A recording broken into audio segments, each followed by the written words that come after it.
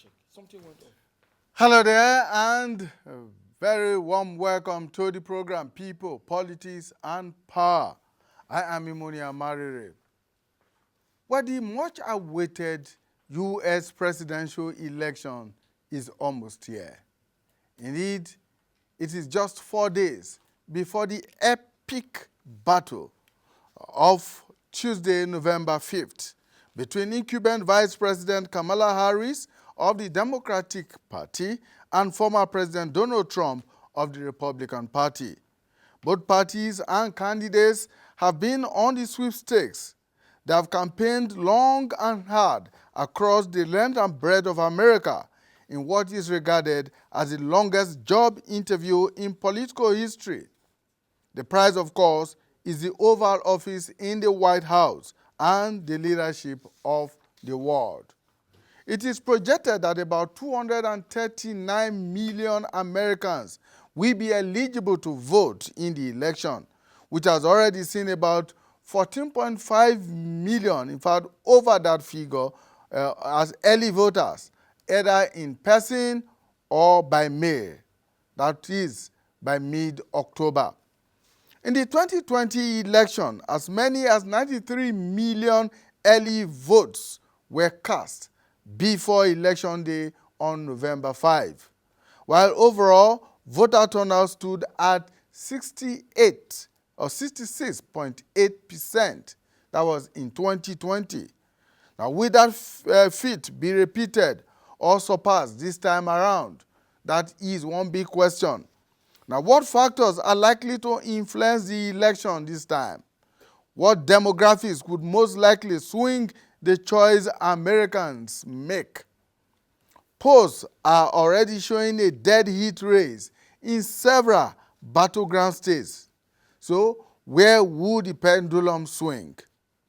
Foreign policy appears not to have featured much during the campaigns, except for the wars in the Middle East and in Ukraine.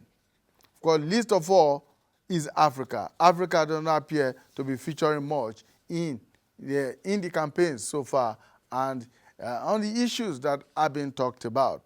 What will be the place of Africa in the geostrategic calculations of the U.S., no matter who wins Tuesday's election? Now, these are the issues that we will be looking at on the program today. And I have joining me right here in the studio two of my very good friends and colleagues, Mr. Emeka Diru.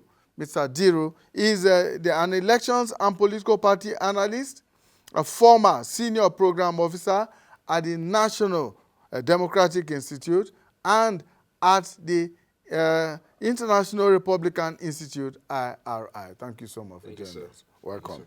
Yeah. Also joining us is Mr. Ogogo Obayiwana. Mr. Obayiwana is a former foreign affairs editor at the Guardian newspaper in Nigeria and currently a development sector expert. Thank you so much for joining us. Ogogo. Thank you, Mark. Good afternoon, viewers. Well, we'll be joined virtually from the U.S. by two experts, Mr. Randall Pinkston. Mr. Pinkston is a former White House correspondent for the CBS News, a former journalism college professor, and currently the assistant director, Center for New Media and Strategic Initiatives at Morgan State University, Baltimore in Maryland. He's joining us from New Jersey, where he is based at the moment. Mr. Pinkston, thank you so much for joining us. Thank you for inviting me. Welcome.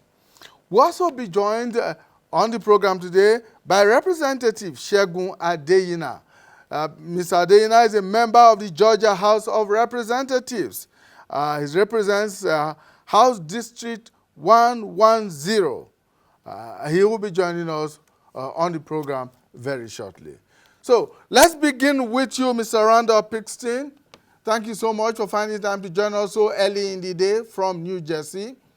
So for someone who is right here, who is on ground here in New Jersey and in the U.S., tell us how the campaigns have gone so far. For those of us who are outside the United States, all we rely on is what we see and hear in the media.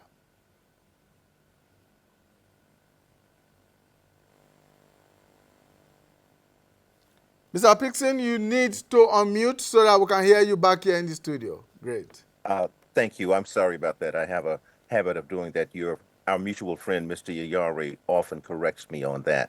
Um, so I must confess that in terms of your reference to only knowing what you see on the news, that's the situation with me. I have not been a working journalist in years. I have moved to academia for more than 10 years now. So as an American citizen who follows what I see on TV, what I read in the papers, what I hear from friends and others and associates. There's a consensus that it is a very, very tight race. Neither all of the polls are showing the pre-election polls are showing both candidates with no no more than 48, 49% of the vote. So that leaves a very small sliver that's going to take them over the top, over 50%, if if the polls are to be believed. Now, in the past, in 2020 and in 2016, the polls got it wrong. In 2016, the polls underestimated the strength of the Trump vote and overestimated the strength of the vote for former Secretary of State Hillary Rodham Clinton, and Trump, as we know, won.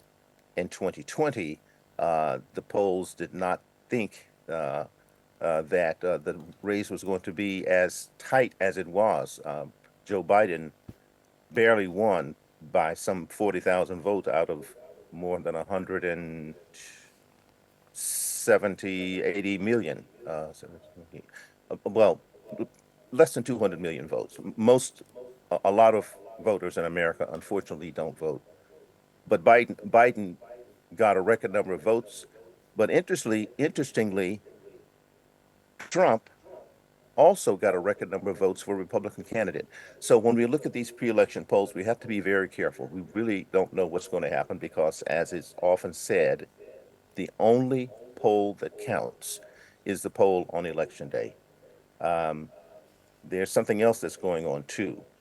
For many American voters, there is almost a cognitive dissonance between what they are seeing from economists, from former administration officials of Donald Trump, what they're hearing from those officials who say that he is not fit to return to the White House, from economists who are saying that his policies would wreck the economy. They are discounting all of that and saying they're going to support him. How do you explain that? I don't know. I'm not a psychologist, psychiatrist, political analyst with respect to people's minds and attitudes.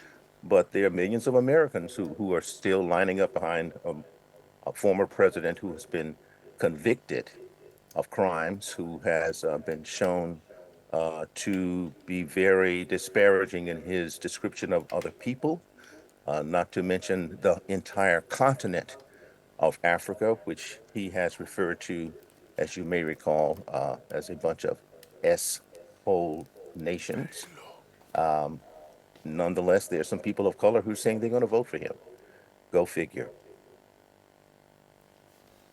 So what you are saying, in effect, Mr. Pixon, is that the polls at the moment could be wrong. It cannot be 100% relied on until, of course, election day. Now, there are so many votes, millions of votes that are cast by early voters, people who vote either in person or by post before the election day, November 5. How is that likely to impact the overall outcome of the election? Well, let me first, if you will, allow me to just chat a little bit about the infrastructure of early voting. Different states allow people to cast ballots per different rules. There are 3 states that do not allow early voting at all: Mississippi, Alabama, and Maine, I believe. They don't allow early voting. You can only In those 3 states you can only vote by mail-in ballot under certain circumstances. You have to be elderly or ill, and you have to almost prove it. So, so set those states aside. 47 states in America do allow some form of early voting. Um, you pointed out that in 2020 there was, I think you said 40 million early votes. I'm sorry, 90 million About votes that were 93 cast, million, yes. 93 million before election day. But remember, that was coming, that was in the middle of COVID, the COVID health crisis, where America lost 1 million people. 1 million people died, and there were rules about social distancing and the danger of congregating in crowded spaces such as election polls. And so many states encourage people not to go to the polls, but rather to cast their ballots uh, by mail or to go to satellite voting sites early so that on election day there wouldn't be a lot of folks who might theoretically spread the virus. Of course, we are now behind the depths of the COVID-19 crisis, which is not to say that COVID has gone away. It's still around along with other diseases and your regular flus and the like. So we don't really know whether there will be the same level of early voting when all of the ballots are counted this year as we had 4 years ago. That's thing number one. Thing number two, in some jurisdictions, there have been increases in the number of voters who are defining themselves as Republicans. So there's an uptick in the registration of Republican voters. However, that may not necessarily mean an increase in the Republican vote, because in the past, there have been independents and Democrats who have voted Republican. Although, because on election day for the general election, you don't have to vote your party, you can vote any way you want to vote. So that's thing number two. And thing number three, you don't really know when someone votes early, you don't know who they're voting for. So maybe in jurisdictions that were Republican in the past, the assumption can be made that those early voters are going to be predominantly in favor of former President Trump. But on the other hand, this year, one of the very, very important factors which will definitely influence the election is something called the Dobbs Supreme Court decision, which overturned Roe v. Wade, the decision that had been in place in America for the past 50 years that allowed women the right to make their own choices about reproduction, about abortion. The Dobbs decision has overturned that right, and many states have followed suit and put into place extraordinarily repressive rules with respect to freedom of choice, with respect to reproductive health. In each state, since that ruling was put into place by the Supreme Court, in each state that has put a restoration of abortion rights on the ballot, even in Republican states, in each state, when that has happened, the voters, primarily women, have gone and said, I may not be in favor of abortion for myself, but I don't want to restrict other people, other women from having that that liberty. And so what we have is a lot of women of all parties, of all gender or races, ethnicities. A lot of women are going to the polls voting on that issue. And if you vote on that issue, you would probably vote against Trump. But until the votes are counted, there's no way of knowing what the result of the early vote will be and how it will impact the ultimate outcome on election of the election. All right, Mr. Pinkston, stay with us. Let me bring in my colleagues who are here in the studio into this discussion and see what their perspectives are. Emeka, you have been in the thick of this for a while, having worked for the NDI and the IRI, and what the U.S. presidential election process is like, vis-a-vis what we have in Nigeria, for instance, and in other places around the world. First, what's your take on how the campaigns have gone? Yeah, thank you, Mark. I think for me, the campaigns are really, really issue-based campaigns, and both parties and their candidates have actually stuck to their own, ideologies and their issues, and they profess different solutions and that affect the citizens, in America. So. Although we have seen a lot of insults too and name calling. Of course, and the recent garbage calling and all that. But again, the style that they use, the same name calling to catch, let me use the word fun, and change it to campaign messaging is something that we should study also. So you call them garbage, and they use that as a campaign message to encourage their voters and things like that. So I see a campaign that is not filled with the word bad blood and the kind of really that goes out to harm the other person physically, but again, it's still an abuse itself. And we've seen worse than that in Nigeria here. And but I think both parties have separate ideologies, and they stuck to that ideologies in their manifesto, in their campaign messaging. It's clear. It's either you are here or this is what you want. Like Mr. Prieston has actually said information about, some of those few issues, especially the reproduction issue, where, of course, The abortion rights. Yeah, abortion rights. The Democrats also want to expand, giving their rights and expand all that. The Republicans want to reduce the cost for spending. It's about the Republicans are also conservative. You see, they want to have tariff for trade, but the Democrats want what? They want more, those Chinese technologies. They want to bring it in. Same way, economic policies, they want to reduce tax for Democrats. They want to increase tax and at some point to support small businesses, to reduce tax for small businesses. The Republicans also now want to reduce tax. So it's between the, let's say, the nationalists and the globalists. So it's very clear. One has a handshake with the world leaders in China, Russia, and one is also doesn't want to have more handshakes about issues that doesn't concern them directly, like the Gaza war and other fightings elsewhere. So it's just different ideologies, different styles, and I hope that Nigerians are also learning. Ogogo, do you think that this has really played out in terms of, say, ideological leanings and issue-based? We have seen a lot of mudslinging. Thank you. Like you said, typically you would expect that.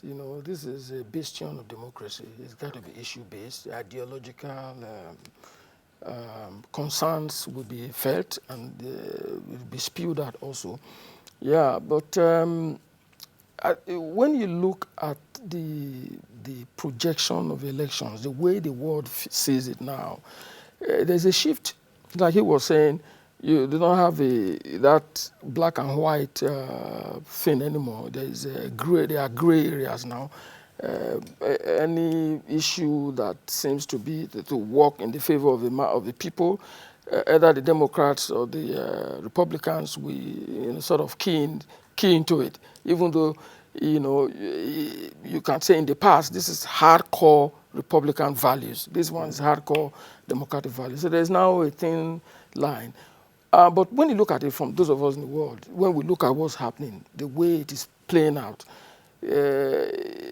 not much is given to the foreign policy. Even in the swing states, so-called battlegrounds, we haven't seen attempts to talk about the rest of the world, besides Ukraine, Israel, NATO, and China. Every other thing is about the domestic economy, how to get it to work. So I think that's, maybe if you can call that a lesson, the world is changing. There used to be a time where when you have a Cold War and continents such as Africa was a bride, countries wanting to have more allies or maybe even for the symbolism of it. All that is changing now. Africa is no longer that kind of bride. what are we bringing to the table? So in the dynamics of global politics, there's a shift away from Africa. So if we really expect to be on the center stage, it means African leaders must build modern economies, that can retain talent and can compete with the rest of the world. The way it is now is slowly dropping from the radar, and attention is being focused on areas where you can have equal partnership, that can have a retroactive effect on the quality of life of American citizens. This is what we are saying. So would you say that the campaigns so far have focused more on domestic issues and relegated global issues, foreign policy issues to the background? Because you recall that in the past, when there were presidential debates, at least one of them was devoted entirely to foreign policy issues. But of course, there has just been only one presidential debate this year between the two candidates, and not much of foreign policy was at play. Yeah, you have said it. As someone who witnessed, in fact, since the elections in 2008, which brought in Barack Obama, and I was there, you see there's a shift. It used to be more exciting than it is now in terms of foreign policy, the projections of the American state. All that is receding because there is everyone is playing the tact game. You don't want to play into the hands of you don't want to lose votes. If, for instance, let's look at the dominant issues currently, whether it's taxes or immigration or abortion and all of that. These are domestic issues. You don't want a situation where you say, we are going to curb more immigrants from Mexico. That might cost you the Latino votes. And if you want to also restrict more immigrants coming in from Africa, then the African-American vote might be hampered. So there is this. That's why what they call the American, their think tank, the Council on Foreign Relations, they talk about what you are safe unveiling. What is safe to unveil? So right now, you can't get everything from any of the candidates. It is not safe to unveil everything. Perhaps during the inaugural balls, you will then see from the body language of those whoever emerges as winner, where the country will take where he wants to take the foreign policy of the country to. The direction, the trajectory of the foreign policy of the U.S. will be more clear, will be clearer when we have the inaugural balls. For now, there are so many things that are unsafe to unveil, to use that expression. But certainly, the focus has been more on the domestic issues, taxes, abortion, and all of that. And don't forget, the things haven't really changed much. You're going to have a centrist position. Either of the parties will have the American national interest at heart. So if it's a Democrat, it will lean towards the democratic values, which is more of engaging and all of that. While the Republicans will be, more like nationalists. When Trump came in his first incarnation, 2017, 16, we saw that it was an atavism of nationalism. We haven't seen that sort of thing since the days of maybe James Madison or George Washington. He hasn't changed much. He would, from his body language, he appeared to be a guy who want to disrupt things, from want to upset the apple cart a little bit. While Kamala Harris, typically democratic, we want to be more engaging. And we've seen that pattern play out, which is why your analyst correctly said that it's a very tight, it's a tight race, too hard to call. All right, Mr. Pinkston, let's bring you back in now. And let's talk about what you call the battleground states, the swing states in this election. What actually makes them swing states? So there are 7 states, Arizona, Georgia, Michigan, Nevada, North Carolina, Pennsylvania, and Wisconsin, which are considered to be swing states. And what makes them swing states is that in the prior 2 elections, the margin of victory for either the Democrat in the case of Joe Biden or the Republican in the case of former President Trump, the margin of victory was very, very small. Meanwhile, those states have a total of 93 electoral votes. And if you'd like for me to explain the importance of the electoral votes, I Please can go do ahead. that. Yes. But well, let me just say that, say 44 of those electoral votes would win Kamala Harris the election, whereas Trump needs 51 out of those swing states. Now, what are electoral votes? When the founding fathers established this country, they did not want a king because they had just fought England, which had a king, and they found uh, the rule of a king, can we just say it, a dictator, an autocrat, not to be what uh, was preferable here in America. So they also didn't want the legislature, similar to your parliament, to choose the leader. They had this idea of the so-called the Greek city-states, where the people, where actually it was usually men who would gather around and make all the decisions. So they set up this thing called electoral college. So when Americans go to the polls to vote, they're not really voting for the candidate. Follow me now. American voters are not voting for Kamala Harris, and they're not voting for Donald Trump. Now, those are the names that are on the ballot. But what they're really voting for are the electors for Kamala Harris in each state, or the electors for Donald Trump in each state. Who are those electors? Those are the people who have been selected by their respective parties to represent the candidates of their party. Are you following me? I We're don't following want you. We're following you. to. Okay. So who selects those electors? The people in the party. So each state has a Democratic Party apparatus. Each state has a Republican Party apparatus. And there are other parties, but these are the two dominant parties. And so when you elect, if you cast a vote for Kamala Harris, say in New Jersey, I don't know who these people are. The number of electors are determined by the total of members in the House, the lower house of Congress, the House of Representatives, and the Senate. So in the case of, let's say, Arizona, they have 2 senators, and they have 9 members in the House of Representatives. So 9 and 2 are 11, and so they have 11 electors. Georgia has 16, Michigan has 15, Nevada has 6, etc.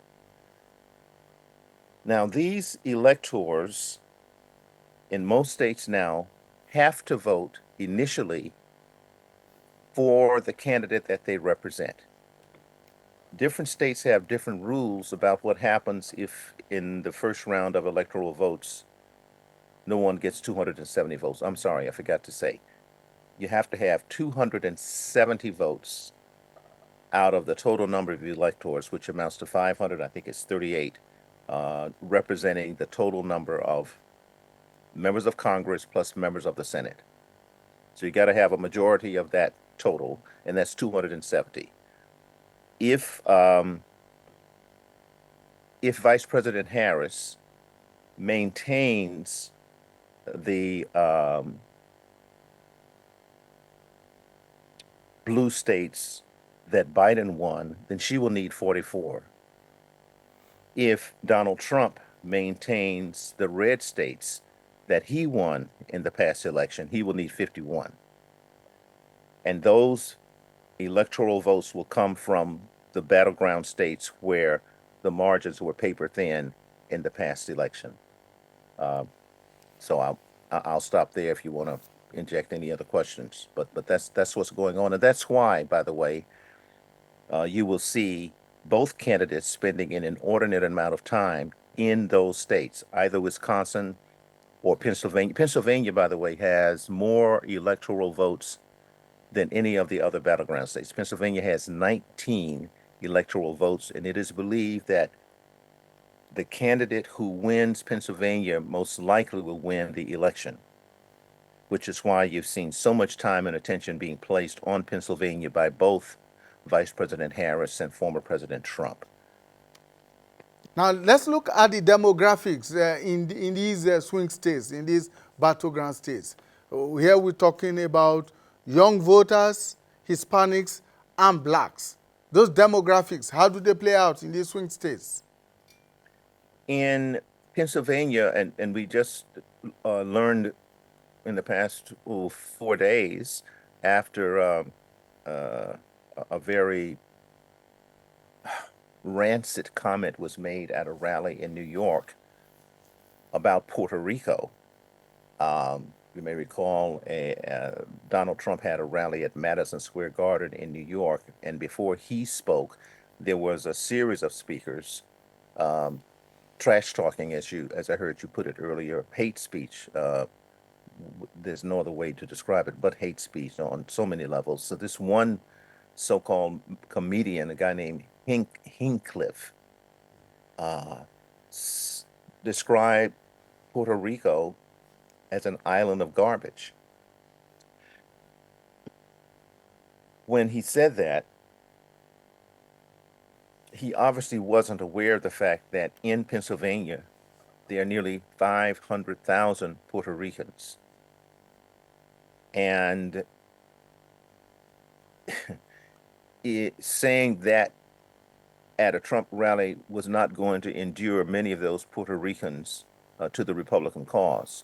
And what you saw immediately after that comment, a number of Americans who have ancestry in Puerto Rico, who may have been born in Puerto Rico themselves, entertainers like Jennifer Lopez, like Bad Bunny, like Ricky Martin, just to name three of the biggest. Those very famous, prominent Puerto Rican Americans endorsed Vice President Kamala Harris. They had been neutral, quote unquote, in their public presentations prior to this comment. And so you have a large number of Puerto Ricans in Pennsylvania. You have in Michigan, there is a huge cohort of Arab American voters. They are upset with the Biden-Harris administration for continuing to provide military and emotional and political support for Israel and its military destruction of Gaza. And those Arab Americans who aren't certain that Trump is going to be any better, but they are looking at what's happening with the regime that is in power now, the Biden-Harris administration, and they are very, very discouraged about the failure of the Biden-Harris administration to pull back on military armaments for Israel, its inability to persuade Netanyahu to do or not do anything. For example, we've read that President Biden and arguably Vice President Harris were extraordinarily upset when Netanyahu decided to launch an engagement in Lebanon against Hezbollah. They have called on Netanyahu to remove the cordon of restrictions around northern Gaza, which is resulting in starvation of civilians who have nothing to do with the conflict, women, children, the elderly, the non-combatants. They have this, well, I won't say they've denounced, but they have opposed Israel's decision to ban the United Nations Rescue Agency from continuing to provide aid in the war zone. So So Netanyahu has just basically ignored the Biden-Harris administration on so many levels. And in Michigan, the Arab American voters may take out their anger at the Biden-Harris's inability to put pressure on Israel by not voting for Harris. If that happens, Vice President Harris will lose 15 electoral votes. So that's another dynamic based on, quote unquote, ethnic presence. On the other hand, Michigan also has a fairly large number of African Americans who are, for the most part, expected to support Vice President Harris. Georgia, fairly large percentage. Not so much Wisconsin, and definitely not so much Arizona. But in Arizona, recently the polls have shown an uptick in Republican support because there are Arizonans who are upset about the border crisis, the fact that people from Latin America have been coming into America across the border with Arizona, even though the number of undocumented people who have been coming into the country is down. The publicity, the allegations being made by Trump and his supporters is that it's a mess down there. It's not true, but that's what they're saying. That's what they're promulgating in their commercials. And until a few months ago, there was chaos at the border, but it has been tamped down in part because President Biden has put into place one of the policies that the Trump administration put into place, which is preventing people from crossing the border who don't have valid visas, and forcing them to apply for citizenship in the countries where they are, as opposed to coming here, turning themselves into immigration control, making the applications, and then knowing it's going to take years before their cases could be adjudicated. Yeah. So. All right, Randall. Yeah, Yes, stay with us. I'm going to come back to you very shortly and going to be asking you to address the issue of the impact of third parties, because it appears that third parties played a major role in Trump's victory in 2016. But let me get back to the studio here and to get to Emeka to respond to all the issues that Randall has thrown up. Yeah, thank you, Mark. Again, I think I like the aspect of talking about the 7 states. So it's just like these states also make up the voting bloc, like he said, 93, which is very important. So very important here is the aspect of immigrants, like he has mentioned. So yes, we all know that the immigrants don't have, should I say, the right to vote, or they cannot vote. So even if you have millions of them, they can't vote. And this is where I've drawn my cursory look at. Why do we have millions of citizens in US? Sorry, immigrants in US. They've been there for 10, 15 years, yet they cannot vote. Because they are undocumented. Most of them are illegal. Some are legal.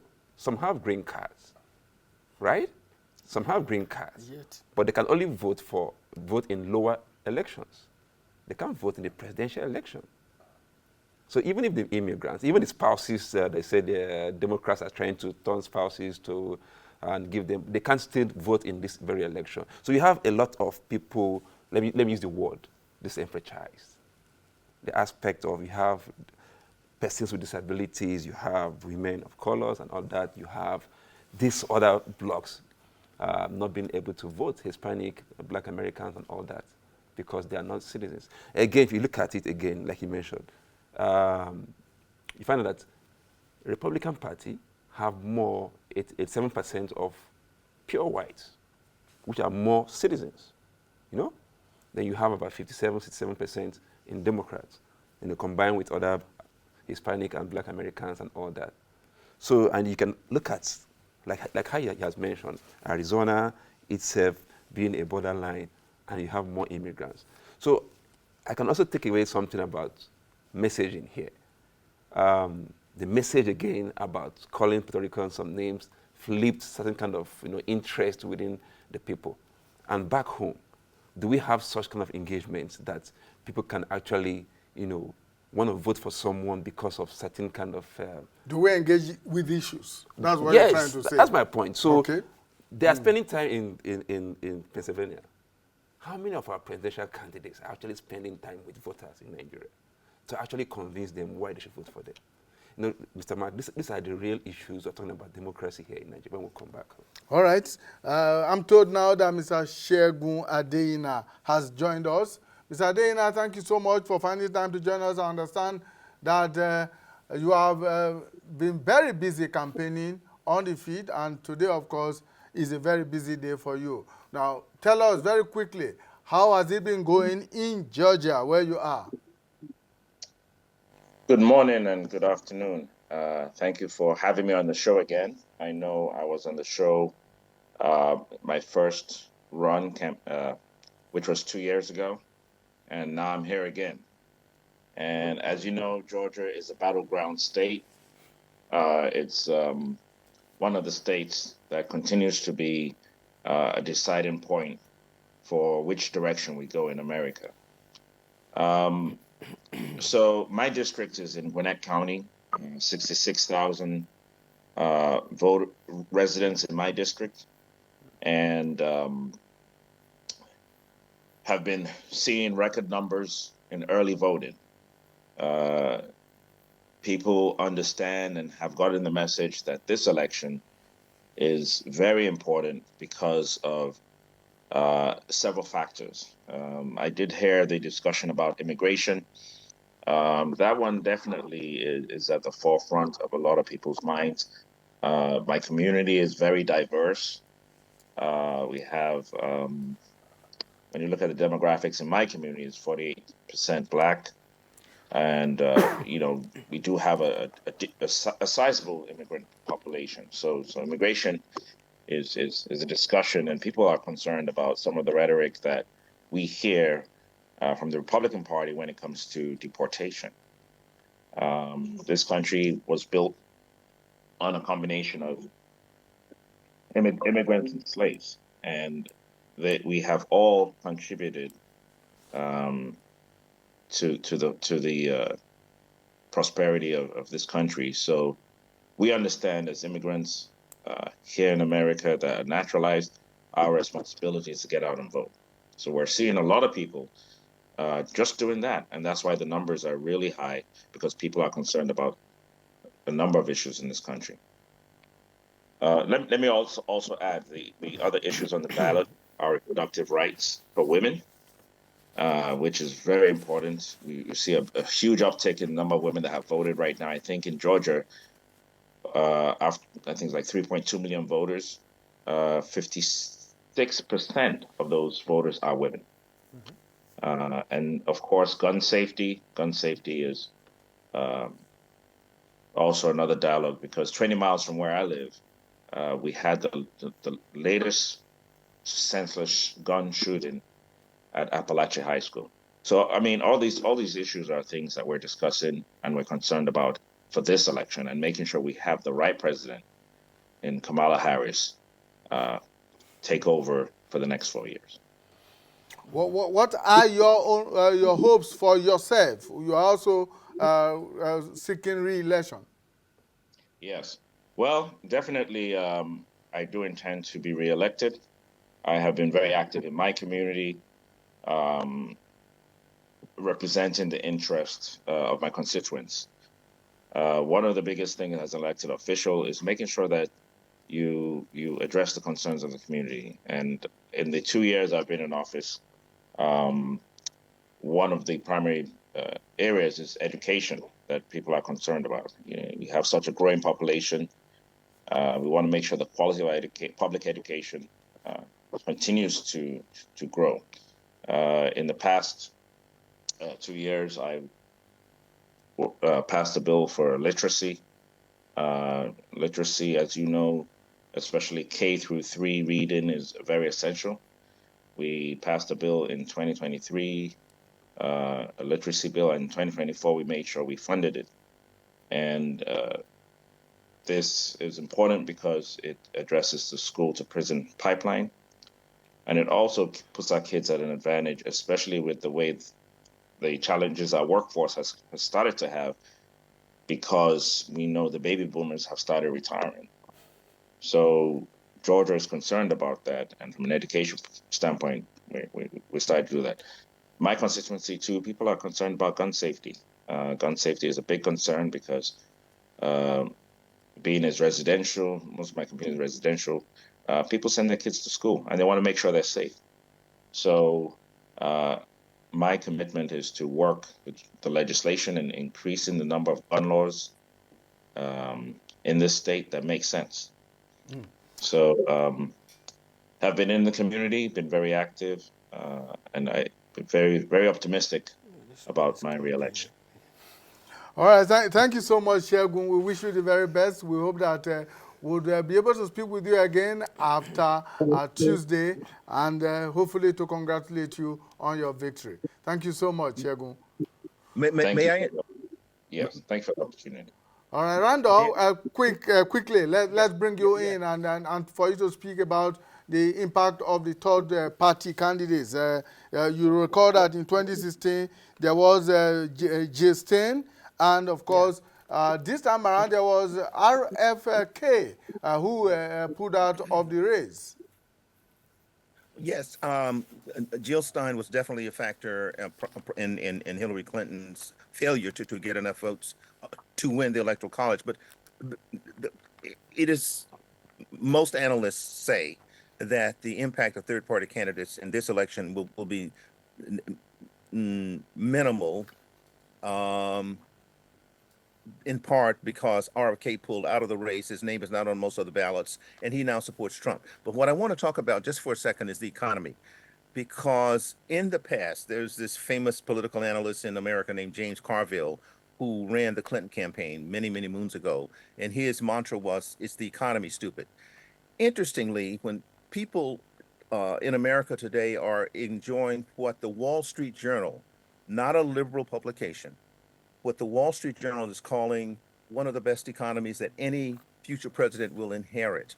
The economy has improved. Inflation is down. All of the predictions of recession have been shown to be false. It hasn't happened. Wages are up. Yes, prices are higher, but prices were lower during the Trump administration, in part because of COVID. You couldn't buy gasoline, you couldn't go anywhere, and so of course prices were lower. And then as soon as COVID ended, a lot of merchants raised prices to make up for what they had made before. Americans seem not to have a lot of knowledge about the economy. What Trump is promising is to raise tariffs and cut taxes, and somehow raising tariffs on foreign imports is going to make the difference in tax cuts. The only people who are going to be benefiting with the tax cuts are going to be the very, very wealthy. Everybody else is going to be paying more because of those tariffs. Those tariffs will be passed on to American voters. Trump's supporters seem not to understand that.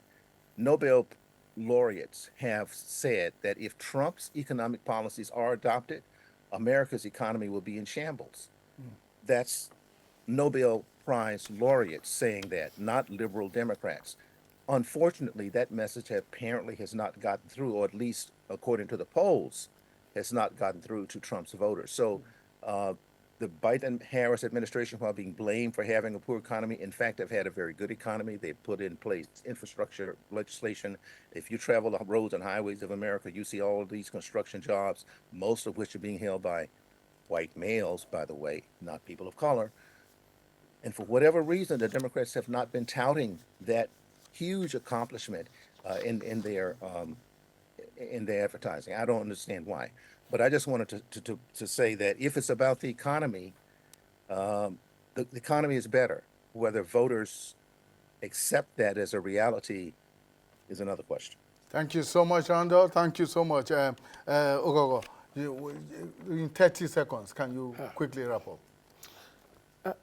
I think maybe now we should be talking about U.S.-Africa relations. It's not enough to say we are dropping off the radar. We have to also look at ourselves. What are we bringing to the table? If in terms of export, U.S. exports, we are nowhere to be found. It's Mexico, rather, $300 billion US dollars. Mexico, Canada, and then China, 148 billion in that order. Africa has only got a space for just for 27 billion US dollars. So yeah, you have to look at all of that and see, you think now with this transition, look at real politics. You know, how do we engage? How do we use this transition to put our house in order so that we can relate with the U.S. more or less like an equal partner? What have we done with the African Growth and Opportunities Act, which was signed in the year 2000? It's been extended now to next year, 2025. Practically nothing, because the giant of Africa also slept on it. What is happening with AFRICOM? How do we engage with the U.S. without just being victims of globalization? We are always at that lower ladder and always complaining that we are being hard done by and all that. How do we build modern economies? Look, we've talked about Ukraine. So we need to do a lot more. Yeah, exactly. And right, use let's leave it at that for now. Our time is run out. Thank you so much. Ugogo Obayiwana, former Foreign Affairs Editor at The Guardian and currently Development Sector Expert, joined us here in the studio. And Mr. Emeka Diru, Elections and Political Party Analyst, former Senior Program Officer at the National Democratic Institute and at the International Republican Institute. All right, thank you so much for your time. Thank you, and of course, we had also joining us from the U.S. Representative Segun Adeyina, member of the Georgia House of Representatives, represent House District 110. Thank you so much, Segun, and we wish you the very best. And of course, we have Randall Pixon. Randall is a former White House correspondent for CBS News. He worked with the CBS for over 30 years. A former journalism college professor and currently the Assistant Director, Center for New Media and Strategic Initiatives at the Morgan State University in Baltimore in Maryland. Of course, he joined us from home in New Jersey. Thank you so much, Randall, for your time. All right, that's our program for today. Thank you so much for investing your time with us. Join us again when we bring you a fresh edition of People, Politics, and Power. Bye for now.